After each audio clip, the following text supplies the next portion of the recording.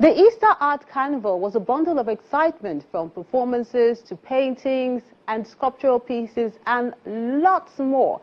The show took visitors on a reflective journey through 2 centuries of African culture.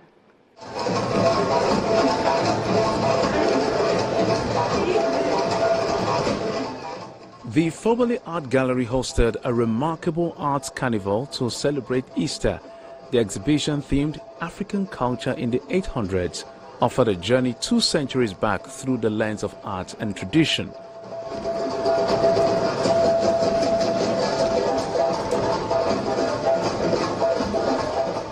It has raised up curiosity in the society, in the public, to say, oh, African culture 1800. So a lot of people, and it made a lot of artists to go and research before they came up with their artwork and say, okay, what happened in 1800 in Africa? And that's why when you came in here, you will see West Africa represented, you will see Northern African artwork represented, you will see all the regions, the 5 regions of Africa represented in our carnival, arts carnival and all that.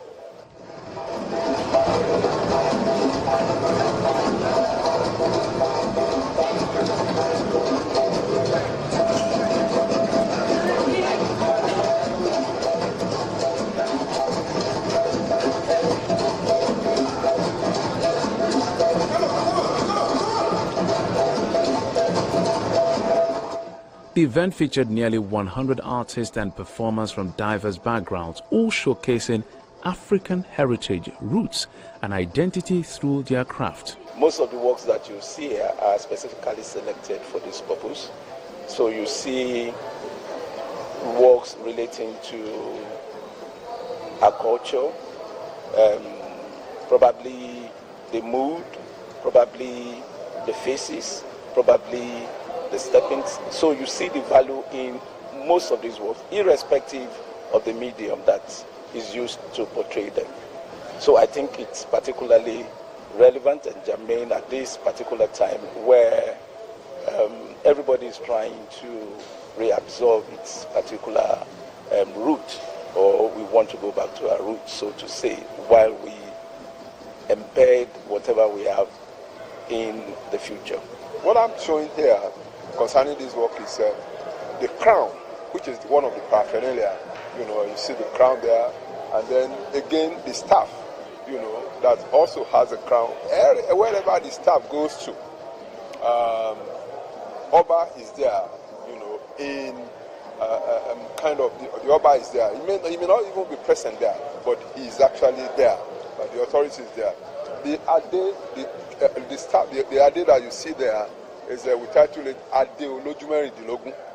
Ade Olojumeri is the crown that has 16 eyes, you know, and it's a beaded crown.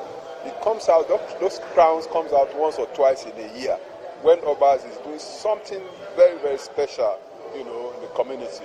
And by the time you look at the work, both to the left and the right, we have these house posts. The work technically is an Ivorex medium with metafoil medium. So it's a mixed media, you know. I call it pentocast, for instance. And I've been able to do that. And I've been well schooled in the Onabakwaya school. So some of these things are what I have shown there.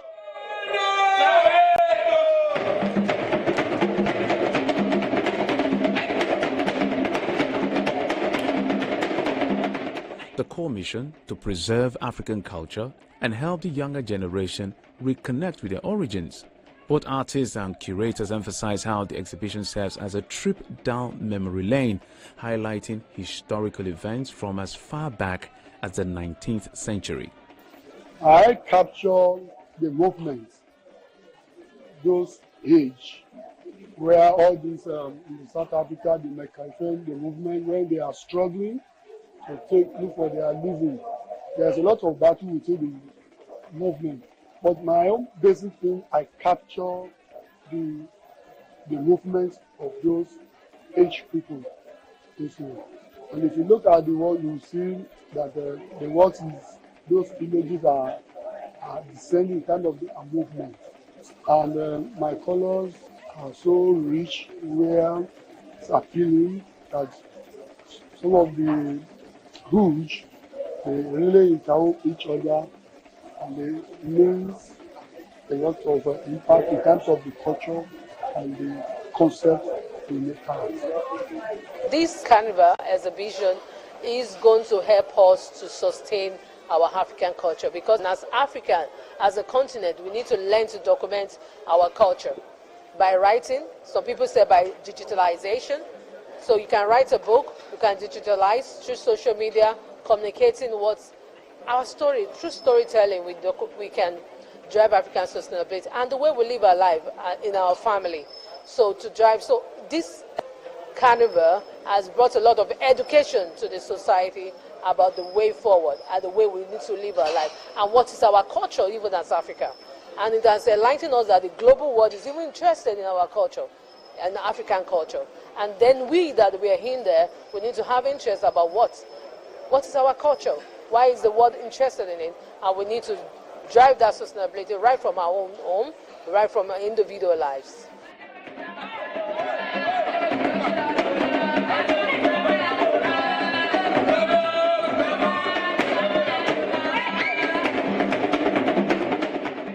In addition to revisiting the past, these works educate the present and offer a glimpse into the future.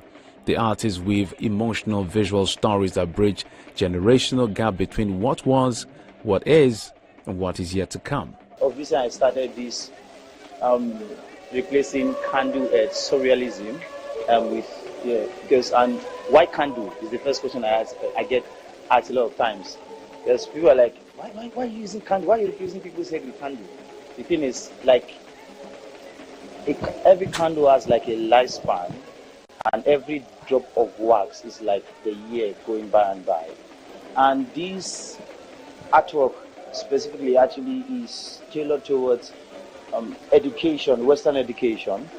And what I mean by education, African had its own education even before the Western colonization and all of that. But we were introduced to Western education, which gave some people a level of advantage that others don't have.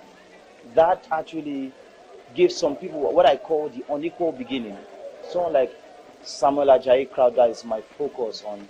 And CDPs, like two of them are knitted and the remaining three they're in the same environment, right? But they have different advantage that others might not necessarily have. Today again, Fobally at World Africa is documenting our way of life. It's 1800s ago, and evaluating it and checking it in line with what we do today, so that we can put our future in right perspective. The exhibition earned high praise for its emotional depth and educational value, providing a unique perspective on the evolution of African traditions over the centuries.